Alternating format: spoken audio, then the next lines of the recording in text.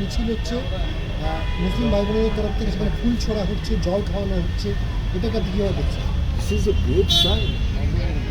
এটাই তো চাই একটা সবাই মিলে।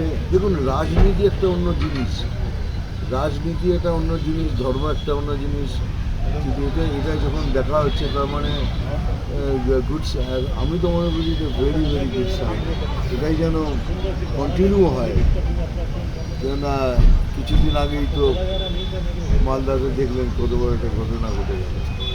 সেটা তো উপেক্ষিত নয়।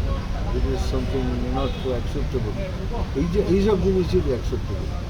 এটাই ভালো, এটাই এরকম হওয়া উচিত। তাহলে আমি শেষ প্রশ্ন করবো, সেটা হচ্ছে যে সুপ্রিম কোর্টের যে রায় হয়েছে সেই রায়ের পর তৃণমূলের তরফে বলা হচ্ছে যে কোথাও একটা চক্রান্ত করা হচ্ছে, এই 26,000 জনের চাকরি সেটাকে বাতিল করিয়ে রাজ্যে একটা অস্থিরতা তৈরির চেষ্টা তৃণমূল বলছে। কী বলবেন? চক্রান্ত? সুপ্রিম কোর্টের কাছে চক্রান্ত চলে না।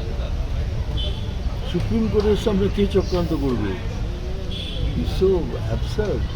দেখুন, এত লোকের চাকরি গেছে, সহানুভূতি, দুঃখ আছে, কিন্তু সব কিছুর পেছনে এই সরকার দায়ী। No matter what you try to prove, 101% দায়ী হলো এই সরকার। এখন এই সরকার কীভাবে এটাকে গুছিয়ে গাছিয়ে গোড়া বা পাকিয়ে একটা খিচুড়ি জিলিপি করার চেষ্টা করবেন, it's not possible. Thank you.